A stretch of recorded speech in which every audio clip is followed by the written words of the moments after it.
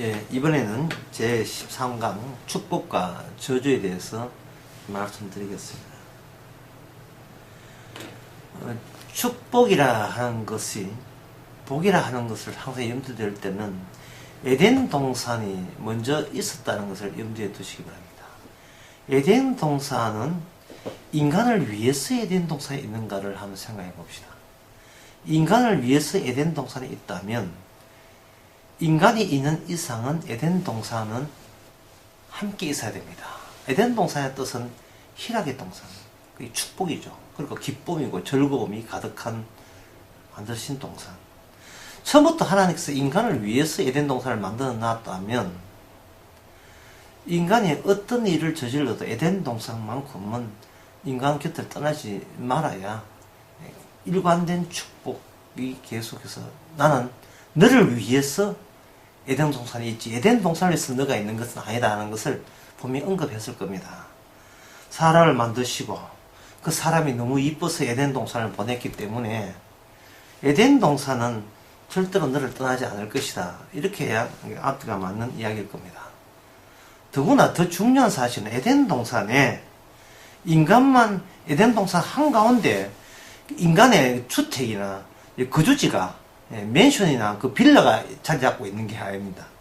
에덴 동산의 한가운데에서는 거기는 인간의 자리가 아니에요. 인간은 그 중앙 자리를 차지할 수가 없습니다. 그러면 이 에덴 동산의 중간을 차지하는 게 뭐냐? 두 그루의 나무였습니다.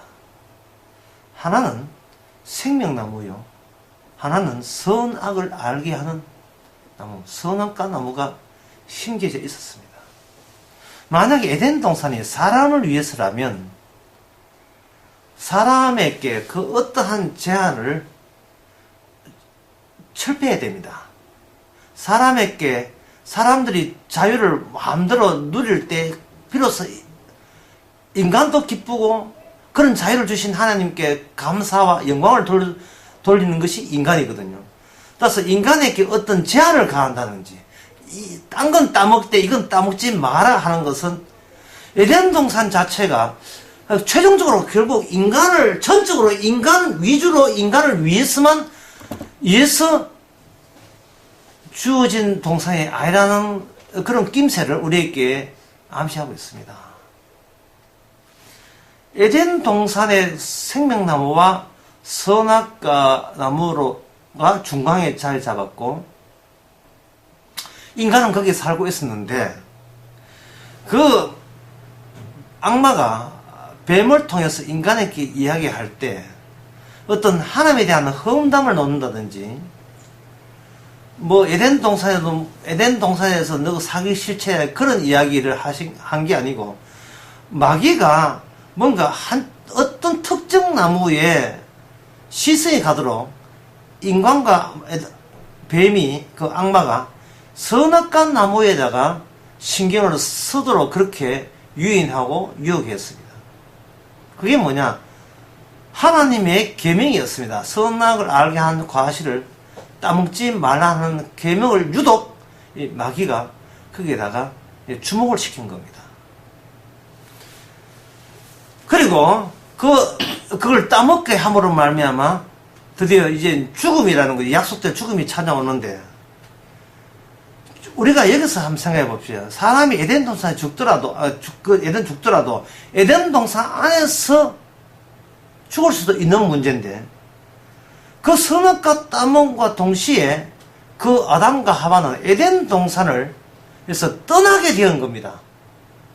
뭔가 에덴 동산의 가치가 선악을 알게 한 인간이 끼어들어서는 안 되는 조건 하에서 처음부터 에덴 동산이 주어졌다는 것을 우리에게 말해주는 겁니다. 선악을 알게 하는 인간이 계속해서 에덴 동산에서는 살아서는 안 될 이유가 에덴 동산 안에는 있었던 겁니다. 그러면 진정한 축복은 뭐냐? 진정한 축복은 에덴 동산이 무엇을 위하여, 인간을 위해서가 아니라면, 그렇다면 그 에덴 동산, 천국 같은 에덴 동산, 기쁨이 충만한 에덴 동산은 도대체 누굴 위해서 에덴 동산도 있었고, 그리고 거기에 인간도 거기에 살았어야만 했던가를 우리가 알아야 됩니다. 진정한 축복이라는 것은 인간이 얼마나 챙기는 것이 축복이 아니고, 인간은 도대체 누구를 위해서 존재해야 하고, 누구를 위해서 이 땅에서 만들어져야 하는가, 그 내막을 아는 인간 되는 것이 그게 축복 노선에 포함된 겁니다. 하나님께서는 에덴 동산에 인간이 그대로 살지 않도록 만들고 거기서 추방을 시켜버립니다. 추방을 시켜놓음으로써 이제 인간이 추방된 상태에서의 원래 에덴 동산을 축복된 산을 축복되게 만든 그 근거를 이제부터 본격적으로 하나님께서 실타래 풀듯이 하나 둘씩 이제 풀기 시작합니다. 그 푸는 작업에 인간은 어떤 역할을 하느냐? 그냥 지켜보기만 하는 역할이냐? 그렇지 않습니다.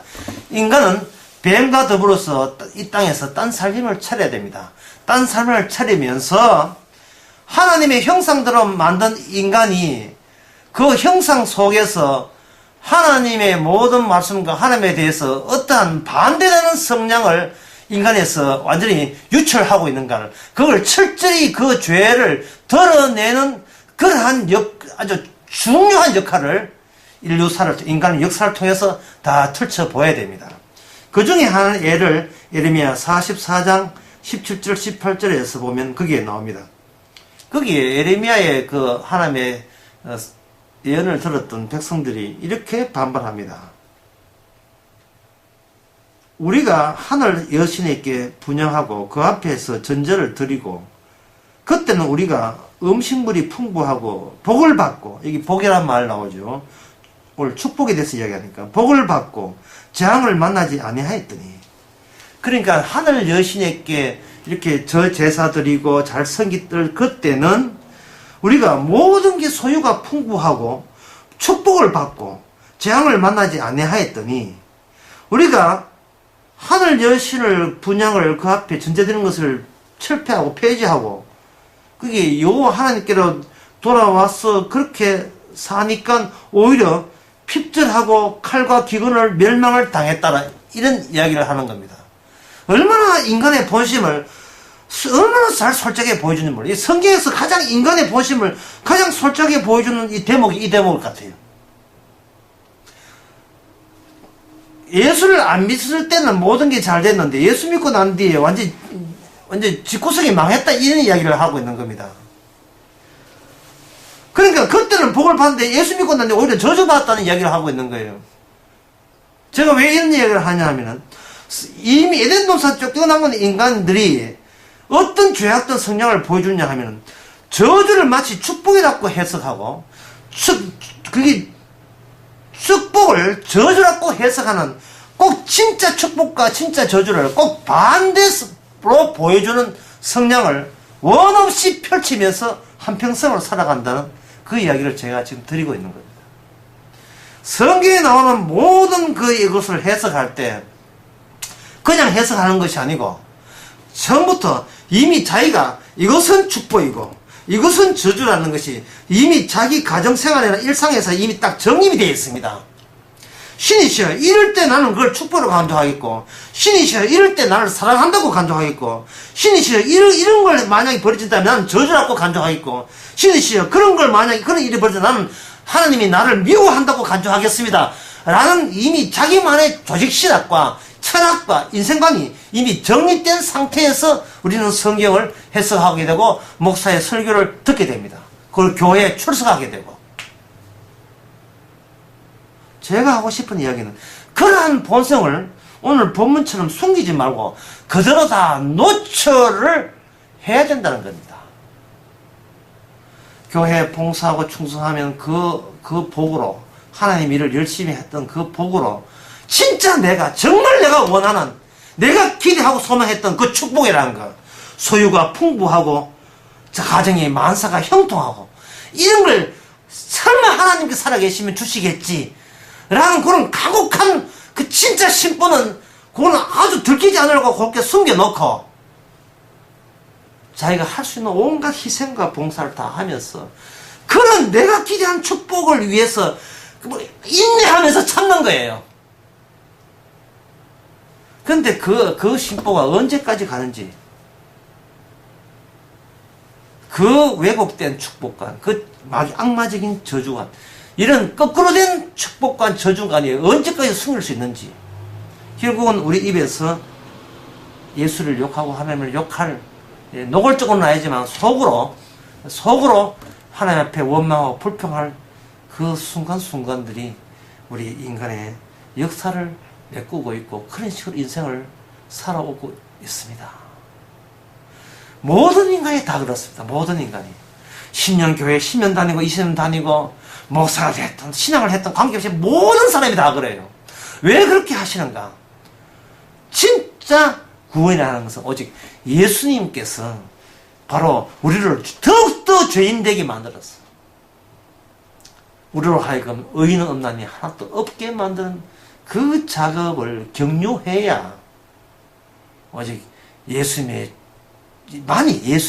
축복인 것을, 예수님 자체가 축복이고 하나님 있는 그걸로 더 이상 아무 필요 없는, 우리가 하나님이 계시다는 그걸로 그만 만족하는 거야. 주님이 계시다는 그 자체로서 그동안 세상에서 기대했던 그 모든 행복과 축복을, 그걸 대신한다는 그러한 성령의 은사가, 열매가 우리에게 주어지는 바탕을 하나님께서는 그런 식으로 만드시는 겁니다. 우리가 실컷 죄인됨을, 내가 기대했던 축복과 저주는 사실은 딴 데 있는데 그걸 안 들킨 척 하면서 열심히 교회 나와서 봉사하는 척 하는 이 모든 이 그릇된 죄악됨을 그대로 주께서는 다 아시고, 오직 십자가 피, 예수님의 피만이 영생이고 축복인 것을, 나는 죽어도 좋으니 주님 계신 그 자체로 감사하는 그러한 성령의 역사를 우리에게 그 죄악한 바탕 위에서 우리에게 기적으로 우리에게 부어주시는 겁니다.